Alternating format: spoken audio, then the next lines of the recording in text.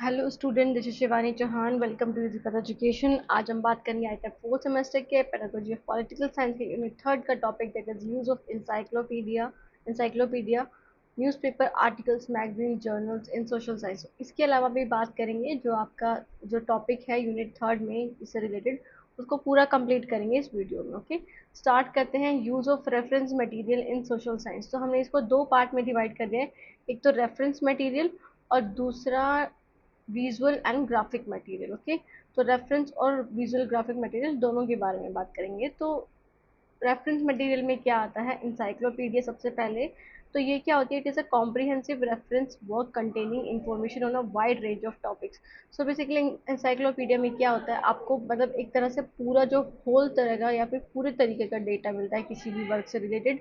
कोई भी इंफॉर्मेशन मिलती है आपको बिल्कुल वाइड रेंज ऑफ टॉपिक के साथ, है ना। तो डिफरेंट टॉपिक्स मिलते हैं आपको इंसाइक्लोपीडिया में। सो एक तरह से आप बुक ही समझ लो इसे, या फिर ये कॉम्प्रिहेंसिव रेफरेंस बुक होता है इसमें। ओके, सो एजुकेशनल यूज़ क्या है, provide authentic background information on political thinkers. तो ये हमें ऑथेंटिक इन द सेंस की जो ट्रू हैं, जो सही हैं, जिनका प्रूफ हमारे सामने है, या फिर जो रियल में है, जिनकी वैलिडिटी और रिलायबिलिटी चेकड हो चुकी है, ऐसी इन्फॉर्मेशन हमें मिलती है पॉलिटिकल थिंकर्स के बारे में, जैसे अम्बेडकर के बारे में, मार्क्स के बारे में, गांधी जी के बारे में। Help student explore concepts like democracy, federalism, liberty in a detailed manner. तो इसमें आपको different wide range of topics मिल जाते हैं। आप कोई भी टॉपिक उठा लो, डेमोक्रेसी से, फेडरलिज्म से रिलेटेड, या फिर लिबर्टी से रिलेटेड, कैसे ये टर्म्स आई हैं, कहाँ से आई हैं, उन सब से related. Okay, so it promote independent research and fact checking. तो ये प्रमोट करती है इंडिपेंडेंट रिसर्च को। इट मीन्स कि आप इधर रिसर्च जो है, मतलब आप देख सकते हो कि आपको कुछ डॉक्यूमेंट लेना है, कोई आपको डेटा लेना है, तो आप यहाँ से ले सकते हो। फैक्ट चेकिंग, कि आप फैक्ट भी चेक कर सकते हो इंसाइक्लोपीडिया के थ्रू। तो teacher can assign short encyclopedia based research task to deepen students understanding of key topics. तो टीचर क्या कर सकती है, टीचर बच्चों को इंसाइक्लोपीडिया बनाने के लिए दे सकती है, बोल सकती है कि आपको एक शॉर्ट स्मॉल इंसाइक्लोपीडिया बनानी है। आपकी जो रिसर्च आप जो करोगे related to any topic of the political science, ताकि उनकी अंडरस्टैंडिंग को डीपन कर सके, मतलब उनकी अंडरस्टैंडिंग को बढ़ा सके, गहराई में उनको चीज़ें समझ में आ सके। ओके, कोई भी टॉपिक के बारे में।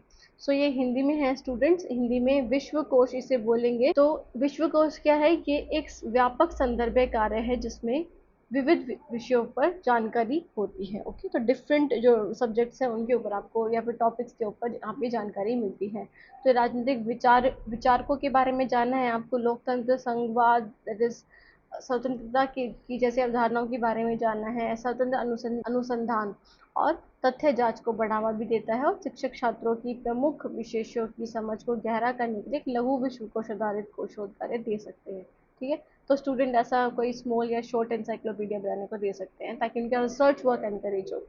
फिर आ जाते हैं न्यूज़पेपर। तो newspaper is also one of the largest, that is बोल सकते हो कि रेफरेंस मटेरियल है। तो न्यूज़पेपर एक पावरफुल टूल है to connect classroom learning with real world political development. तो जो रियल वर्ल्ड पॉलिटिकल डेवलपमेंट्स हो रही हैं और जो करंट में हो रही हैं, उससे बच्चों को जोड़ सकते हैं हम न्यूज़पेपर के थ्रू। तो एक पावरफुल टूल है, क्लासरूम की टेक्स्ट बुक को कनेक्ट कर सकते हो आप। जो करंट प्रॉब्लम्स है, जो करंट इश्यूज है, करंट पॉलिसीज है, या करंट चेंजेस है, वो सारी चीज़ें आप शो कर सकते हो न्यूज़पेपर के थ्रू। सो एजुकेशनल यूज़ क्या है, used for current events analysis, कि आप करंट इवेंट एनालिसिस को देखने के लिए, मतलब आपको कोई टॉपिक के बारे में बताना है, करंटली उसके बारे में क्या है, और जो टेक्स्ट बुक आपकी है, फॉर एग्जांपल आपकी बहुत पहले की टेक्स्ट बुक है और आपको उससे रिलेटेड अब जो करंट इवेंट है उससे रिलेटेड समझना है, तो आप न्यूज़पेपर का यूज़ कर सकते हो। Discussion on elections, policy decisions, protest और लॉ। तो जैसे आपके इलेक्शंस होते हैं, फॉर एग्जांपल अब जो इलेक्शन हुआ था उसके बारे में आपके टेक्स्ट बुक में तो जानकारी होगी नहीं, तो उससे रिलेटेड आप न्यूज़पेपर दे सकते हो ना। डेली आप न्यूज़पेपर पढ़ा सकते हो बच्चों को, या फिर उनको बोल सकते हो कि आपको पढ़ना है, आपको अपने एनालिसिस या फिर आपको अपनी रिसर्च वर्क करना है इससे related. Okay, so help student identify biasness और media framing and multiple perspective on political issues. तो यहाँ पे आप जो कभी बायसनेस आपको देखने को मिलती है, फॉर एग्जाम्पल कुछ ऐसे पैराग्राफ्स भी आते हैं न्यूज़पेपर में जो जिस ऑथर ने लिखे हैं उसके पर्सपेक्टिव से आते हैं ना, या फिर आपको मीडिया पे बहुत ज़्यादा बायसनेस देखने को मिलेगी, तो आप न्यूज़पेपर में उसे चेक कर सकते हो, ठीक है। तो क्रॉस चेक आप कर सकते हो, मीडिया फ्रेमिंग देख सकते हो, और मल्टीपल पर्सपेक्टिव के बारे में देख सकते हो, पॉलिटिकल इश्यूज के बारे में। So student can create new portfolios और write reflection on daily political news. तो स्टूडेंट को टीचर क्या बोल सकते हैं कि आप पोर्टफोलियो क्रिएट कर सकते हो जहाँ पे वो सारे जो करंट इवेंट्स हैं वो लिख सकते हैं, है ना, current events related to political science. तो वो इसमें क्या लिख सकते हैं, इसमें इलेक्शंस के बारे में लिख सकते हैं, प्रोटेस्ट के बारे में लिख सकते हैं, लॉज के बारे में लिख सकते हैं, और जो पॉलिसी डिसीजंस हैं उनके बारे में भी लिख सकते हैं। Okay, so it encouraging student to read editorial pages improve their critical thinking and argumentation skill.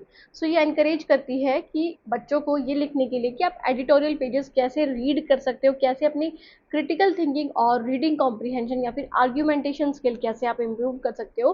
कि अगर आपको बहस करनी है, किसी बात पे डिबेट कंपटीशन करना है, तो आप न्यूज़पेपर पढ़ के, न्यूज़पेपर में जो आर्टिकल्स आते हैं पॉलिटिकल पॉइंट ऑफ व्यू से रिलेटेड, आप उनको पढ़ करके क्या कर सकते हो, अपनी क्रिटिकल थिंकिंग डेवलप कर सकते हो। कि आप ऐसे ही किसी चीज़ को ऐसे ही नहीं ग्रैंड करोगे, आप क्वेश्चन आंसर राइज करोगे, अपने पर्सपेक्टिव को भी लोगे और डिफरेंट पर्सपेक्टिव को भी लोगे, उसकी वैलिडिटी और रिलायबिलिटी चेक करने की भी कोशिश करोगे। ओके, आया समझ में इतना। फिर आ जाते हैं, ये समाचार पत्र इसको हिंदी में दिया हुआ है जो अभी हमने पढ़ा है, आपको अगर कोई डाउट है तो आप यहाँ से देख सकते हो। Okay, so after that is the articles magazine and journals. Articles magazine और जर्नल का क्या यूज है? So these sources offer more in depth perspective and essential for advance learner. For example, आपने देखा होगा जो यूपीएससी की तैयारी करते हैं वो मैगजीन्स पढ़ते हैं, वो आर्टिकल्स पढ़ते हैं, वो जर्नल्स पढ़ते हैं। कोई भी किसी भी टॉपिक के बारे में डीप जानकारी लेने के लिए या फिर इन डेप्थ पर्सपेक्टिव लेने के लिए किसी भी इंसान का, किसी भी इंस्टीट्यूशन का, तो आप क्या पढ़ सकते हो, आप इस सोर्स को यूज कर सकते हो, दैट इज आर्टिकल्स को, मैगजीन्स को, जर्नल्स को। आर्टिकल्स आपको मैगजीन्स में भी मिल जाएंगे, न्यूज़पेपर में भी मिल जाएंगे और जर्नल्स में भी मिल जाएंगे। सो एजुकेशनल यूज क्या है इसका? Provide detailed case studies, interviews, research based report. तो ये प्रोवाइड करता ही आपको देता है केस स्टडीज के बारे में, कि case study in the sense कि आपको डिफरेंट लोगों के पर्सपेक्टिव आपको देखने को मिलते हैं, इंटरव्यूज आपको देखने को मिलते हैं यहाँ पे, और रिसर्च बेस्ड रिपोर्ट्स भी आपको दिखती हैं। So it help in exploring complex topics like globalization, identity, politics, environmental justice. तो ये आपको हेल्प करता है किस टॉपिक के बारे में समझने में, ग्लोबलाइजेशन के बारे में, पॉलिटिक्स के बारे में, और एनवायरमेंटल जस्टिस कैसे कर सकते हैं, मतलब आप पॉलिटिकल पॉइंट ऑफ व्यू से रिगार्डिंग सारी चीज़ें यहाँ पे पढ़ सकते हो। Okay, so after that is academic journals build awareness of methodological approaches and policy analysis।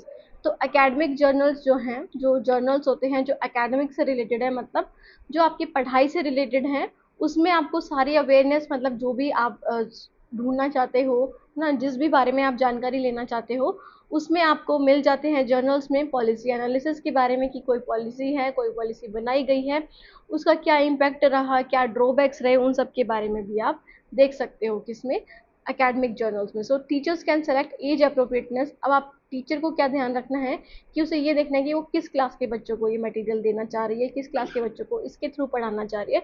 तो ऐसे आर्टिकल्स दे और ask student to summarize, debate and respond to them. तो जो आर्टिकल्स हैं जो उनको मटेरियल मिलते हैं उसमें, दैट इज इन मैगजीन और जर्नल्स में, तो टीचर स्टूडेंट्स को बोल सकते हैं कि आप खुद अपने पॉइंट्स, व्यू पॉइंट्स रिफ्लेक्ट करो इसमें, किसमें, आप अपने व्यू पॉइंट्स रिफ्लेक्ट करो, क्रिटिकल थिंकिंग करो, एनहांस करो, समराइज करो पॉइंट्स को, फिर डिबेट करो विद योर पीयर ग्रुप और रिस्पोंड कि आपको क्या लगता है इसके रिगार्डिंग। ओके, सो ये हिंदी में है स्टूडेंट से रिलेटेड, लेख, पत्रिकाएं और जर्नल से रिलेटेड, है ना। उसके बाद हम आ जाते हैं नेक्स्ट पे, दैट इज मैप्स। तो मैप्स क्या है? मैप्स दीज, अब हम पढ़ेंगे विजुअल और ग्राफिक मटेरियल्स के बारे में। ओके, विजुअल और ग्राफिक मटेरियल जो आप देख सकते हो, जिसमें इमेजेस होती हैं, जिसमें कुछ वीडियोस वगैरह आपको देखने को मिलते हैं। तो सबसे पहले जाते हैं मैप्स। तो maps are essential social science. तो पूरी सोशल साइंस आप देख लो, सोशल साइंस का कोई भी पार्ट देख लो, वहाँ पे आपको मैप की बहुत ज़्यादा ज़रूरत होती है। मैप्स एक असेंशियल रोल प्ले करते हैं सोशल साइंस सब्जेक्ट में, specially when studying Jio politics. जब आप जियो पॉलिटिक्स पढ़ रहे हो, मतलब कैसे हमारी बाउंड्रीज डिसाइड होती हैं, कैसे हम दूसरे कंट्री से अलग हैं, और कैसे नई नई कंट्रीज बन रही हैं। फेडरल स्ट्रक्चर के बारे में जानना चाहते हो, बाउंड्रीज के बारे में, कन्फ्लिक्ट के बारे में जानना चाहते हो, तो आप क्या यूज़ कर सकते हो? मैप यूज़ कर सकते हो। सो बेसिकली पॉलिटिकल साइंस का भी एक पार्ट जियो पॉलिटिक्स में आप इसे यूज़ कर सकते हो। ओके, जो आपको ज़मीन से रिलेटेड जो चीज़ें करनी है। सो एजुकेशनल यूजेस क्या है? Political map for understanding state capital और इलेक्टोरल बाउंड्रीज। तो आपको इलेक्टोरल बाउंड्रीज देखनी है। फॉर एग्जांपल आपने देखा होगा ना, लेजिस्लेटिव असेंबलीज होती हैं आपकी, तो वो डिफरेंट क्राइटेरिया में बटी हुई होती है कि आप फॉर एग्जांपल अब हरियाणा की बात कर लो तो इधर 22 डिस्ट्रिक्ट है ना, तो वो कैसे बटी हुई हैं, किस रेशो में या फिर किस हिसाब से उनका डिवीज़न हो रखा है। तो उसके बारे में अगर आप पढ़ना है, आपको स्टेट के बारे में पढ़ना है, कैपिटल्स के बारे में, इलेक्टोरल बाउंड्रीज के बारे में पढ़ना है, तो आप मैप्स के थ्रू पढ़ सकते हो बहुत ईजिली। थीमेटिक मैप शोज अ लिटरेसी रेट। तो थीमेटिक मैप्स क्या होते हैं? जो थीम पे बेस्ड होते हैं, किसी पे, ठीक है। थीम इन द सेंस कि फॉर एग्जांपल एक ऐसा मैप जिसमें माउंटेन शो हो रहे हैं, एक ऐसा मैप जिसमें आपको लेक शो हो रही हैं, एक ऐसा मैप जिसमें आपको टाइप्स ऑफ सॉइल शो हो रही हैं, एक ऐसा मैप जहाँ पे आपको ये बता रहे हैं कि कहाँ पे ज़्यादा वर्षा होती है, कहाँ पे कम वर्षा होती है, फिर बारिश होती है। ओके, तो आप थीमेटिक मैप से क्या दिखा सकते हो? लिटरेसी रेट के बारे में बता सकते हो कि आप लिटरेसी रेट काउंट कराना चाहते हो, ये आपकी थीम है। वोटर टर्नआउट की, वोटर कैसे घट रहे हैं या फिर बढ़ रहे हैं, उनके बारे में बताना है। डेवलपमेंटल इंडिसेस भी बताना है आपको कि कहाँ पे कितना डेवलपमेंट हुआ है, उसका आपको डेटा देना है। तो वो सारी चीज़ें आप मैप्स के थ्रू शो कर सकते हो, प्रेजेंट कर सकते हो। So student can create their own map to show issues like migration, resource distribution. तो बेसिकली स्टूडेंट खुद का भी मैप क्रिएट कर सकते हैं कि कैसे माइग्रेशन हो रहा है, कितना परसेंट माइग्रेशन हो रहा है। फॉर एग्जांपल इंडिया से कितने ज़्यादा लोग बाहर की कंट्री में जा रहे हैं, फिर आप स्टेट वाइज ही लगा लो कि बिहार से कितने लोग दूसरे स्टेट में जा रहे हैं फॉर देयर अर्निंग। तो आप ऐसे इश्यूज को दिखा सकते हो मैप्स के थ्रू स्टूडेंट के। Okay, so map reading activities promote special awareness and analytical skill. तो मैप रीडिंग एक्टिविटीज आपको बताती हैं कि कैसे हम एक दूसरे से, मतलब कितनी बाउंड्री हम हमारे से अलग हैं, कहाँ पे अभी हम हैं। तो वो सारी चीज़ों के बारे में आपको बताती है और एनालिटिकल स्किल्स भी डेवलप करती है आपकी। तो आपको यहाँ पे प्रूफ बेस्ड लर्निंग कराई जाती है कि आपको पता होता है कि ये हमारी जगह है, ये कहाँ की जगह है। आपको बहुत सारी चीज़ों का पता चल जाता है through the use of maps. So ये हिंदी में है मानचित्र के बारे में जो हमने पढ़ लिया है। अगर आपको फिर भी कोई डाउट है तो आप हिंदी में पढ़ सकते हो। Okay, so after that is charts and graph. तो चार्ट्स एंड ग्राफ क्या है? So these present data in A visual और कंपैरेटिव फॉर्म। तो यहाँ पे आपको विजुअल फॉर्म में होंगे, विजुअल इन द सेंस की आपको पाई चार्ट के थ्रू या फिर आपको बार चार्ट के थ्रू, है ना। तो डिफरेंट लाइन चार्ट के थ्रू या फिर स्कैटर वाले चार्ट के पॉइंट के थ्रू, ठीक है। तो डिफरेंट फॉर्म्स ऑफ चार्ट और ग्राफ के थ्रू आपको कंपैरेटिव डेटा दिया जाएगा या फिर विजुअल फॉर्म में दिया जाएगा, making pattern easy to identify. So basically आप इसे कंपैरेटिव या फिर कंपैरिजन करने के लिए ज़्यादा यूज़ करते हो। फॉर एग्जांपल आपको ईयर वाइज देखना है कि कितनी लिटरेसी बढ़ी है। फॉर एग्जांपल आप यहाँ से 1998 से स्टार्ट कर दोगे, 1998 में कितनी थी, फिर 1999 में कितनी थी, फिर 2000 में कितनी थी, 2011 एंड सो ऑन। तो आप ये चीज़ आप चार्ट और ग्राफ के थ्रू शो कर सकते हो। So after that is educational use क्या है? Pie chart showing budget allocation to various ministers की। जो पाई चार्ट है उससे आप ये दिखा सकते हो कि कैसे उन्होंने बजट एलोकेट किया है from for the various ministries. जैसे फॉर एग्जांपल यहाँ पे आप पाई चार्ट के थ्रू जो गोल होता है ना, उसमें आप दिखा सकते हो कि आर्मी में कितना डिस्ट्रीब्यूशन किया है, एग्रीकल्चर में कितना किया है ना, इंडस्ट्रीज के लिए कितना किया है। सो बेसिकली आप ये पाई चार्ट के थ्रू दिखा सकते हो। Bar graph comparing population, poverty and election result. तो बार ग्राफ आप दिखा सकते हो, this is the bar graph, जिससे आप कंपैरिजन दिखा सकते हो कि पहले कितनी पॉपुलेशन थी, अब कितनी पॉपुलेशन है, पॉवर्टी कितनी ज़्यादा या बढ़ी है ना। या फिर इलेक्शन रिजल्ट्स के बारे में कि कितने वोटर जो है वो इंक्रीज हुए हैं या फिर डिक्रीज हुए हैं, वो सारी चीज़ें आप दर्शा सकते हो। So line graph showing change over time. Okay, तो लाइन ग्राफ क्या शो करती है? आपको चेंजेस के बारे में बताती है कि क्या चेंजेस हुए हैं डिफरेंट पीरियड ऑफ टाइम में। जैसे लिटरेसी और HDI, that is human development index. Okay, तो इनके बारे में, दैट इज आपकी लिटरेसी रेट के बारे में, या फिर आप बोल सकते हो कि दैट इज मोर्टिलिटी रेट के बारे में आपको दर्शाना है, तो आप इसके थ्रू दर्शा सकते हो। Okay, student can learn to interpret, create and present their own graphical data. तो स्टूडेंट खुद भी अपना जो डेटा है वो बना सकता है किसी भी टॉपिक के रिगार्डिंग, टीचर उनको हेल्प कर सकती है। तो वो इंटरप्रेट कर सकता है, क्रिएट कर सकता है और प्रेजेंट कर सकता है खुद के graphical data based on any activity related to political science. So ये हिंदी में है, दृश्य और ग्राफिक सामग्री का उपयोग, इसको पढ़ लेना स्टूडेंट। तो चार्ट और ग्राफ के बारे में अभी हमने पढ़ा। चार्ट और ग्राफ डेटा को दृश्य और तुलनात्मक रूप से प्रस्तुत करते हैं, जिससे पैटर्न को पहचानना आसान हो जाता है। Okay, after that is the models. तो मॉडल्स क्या होते हैं, एक तरह से 3D प्रेजेंटेशन होती है किसी भी चीज़ की। फॉर एग्जाम्पल आपको 3D प्रेजेंटेशन दिखानी है, आपको मंदिर की किसी, या फिर आपको फॉर एग्जाम्पल आप सेलुलर जेल गए हों, या फिर बहुत सारी जगह पे होते हैं, मैं सेलुलर जेल की एग्जांपल ले रही हूँ कि सेलुलर जेल जाओगे, उनके म्यूजियम में जाओगे, तो आपको उस पूरे जेल का एक तरह से 3D animation, 3D that is model मिलेगा, है ना, कि सेम वैसा ही दिखता हुआ छोटा पार्ट उसका। So it model offer 3D और conceptual representation of abstract ideas, की जो एब्स्ट्रैक्ट आइडियाज आपकी माइंड में बने हुए हैं उसको रिप्रेजेंट करके दिखाता है आपका, that is model. Okay, 3D form में। So a model of parliament, election process, village panchayat structure. तो मॉडल बना सकते हो आप किसी भी चीज़ से रिलेटेड, जैसे आपको बाउंड्री से रिलेटेड मॉडल बनाना है, या फिर आपको ये बताना है कि आपके इलेक्शन प्रोसेस कैसे हो रहे हैं, उससे रिलेटेड भी बना सकते हो। पार्लियामेंट का भी मॉडल बना सकते हो, एक छोटा रूप जिसे बोलते हैं। विलेज पंचायत स्ट्रक्चर का भी कैसे यूज होते हैं, कैसे काम होता है किस जगह पे। सो it help understanding institutional structure और लेवल ऑफ गवर्नेंस, की ये हमें ये बताता है कि एक इंस्टीट्यूशनल स्ट्रक्चर कैसे बनता है, कैसे हम उसके बारे में समझ सकते हैं, और लेवल ऑफ गवर्नेंस की क्या क्या different types of level of governance है, कैसे उनका काम होता है, कैसे काम बढ़ता है, वो सारी चीज़ें हम मॉडल्स के थ्रू दर्शा सकते हैं। So useful in project based learning and exhibition. तो एग्जीबिशन जो होते हैं जहाँ पे आप ये मॉडल्स तैयार करके दिखाते हो, आपको कोई चीज़ के बारे में बहुत अच्छे से बताना है, आपको प्रैक्टिकल पॉइंट ऑफ व्यू से बताना है, तो आप ये यूज़ कर सकते हो, दैट इज़ मॉडल का। और प्रोजेक्ट बेस्ड लर्निंग के लिए भी आप मॉडल का यूज़ कर सकते हो। आपको कोई चीज़ डेमोन्स्ट्रेट करके दिखानी है तो आप मॉडल के थ्रू बहुत अच्छा अट्रैक्टिव वे में दर्शा सकते हो। सो स्टूडेंट, इसके बारे में हिंदी में है, आप हिंदी में देख सकते हैं मॉडल के बारे में। अमूर्त विचारों का 3D या संकल्पनात्मक निरूपण प्रस्तुत करते हैं। Okay, so after that is pictures and photographs. तो पिक्चर्स और फोटोग्राफ्स क्या हैं, visual are powerful tools to evoke emotions, context and curiosity. तो विजुअल्स क्या होते हैं, मतलब पिक्चर्स जो होती हैं, जो बहुत ही पावरफुल टूल माना गया है आपकी इमोशंस को जगाने के लिए, आपकी इमोशंस में चीज़ें डेवलप करने के लिए, कॉन्टेक्स्ट के बारे में जानने के लिए और क्यूरियोसिटी पैदा करने के लिए आप पिक्चर्स का यूज़ कर सकते हो, फोटोग्राफ्स का यूज़ कर सकते हो। सो एजुकेशनल यूज़ क्या है, historical photos from freedom movements, की आप हिस्टोरिकल फोटोज दिखा सकते हो जो फ्रीडम मूवमेंट्स के लिए करी गई थी, उनकी कोई फोटोज है तो आप दिखा सकते हो बच्चों के अंदर इमोशंस पैदा करने के लिए, कि कितनी लड़ाई झगड़े हुए थे, जैसे जलियांवाला बाग के बारे में आप दिखा सकते हो, है ना, जो उनसे रिलेटेड पिक्चर्स है। पॉलिटिकल कैंपेन्स के बारे में या फिर सोशल मूवमेंट्स के बारे में आप दैट इज पिक्चर्स या फिर फोटोग्राफ दिखा सकते हो। So images of leaders, political rallies, grass root activities, activism, या फिर गवर्नमेंट बिल्डिंग्स के बारे में भी आप दिखा सकते हो, बच्चों को शो कर सकते हो पिक्चर्स, ताकि वो समझ पाए कि क्या कैसे चीज़ें वर्क करती हैं पॉलिटिकल रैलीज में, कितने लोग होते हैं। लीडर्स के इमेजेस दिखा सकते हो, कि अगर कोई आपको लगता है कि कोई बहुत अच्छा लीडर है तो उसके बारे में भी दर्शा सकते हो।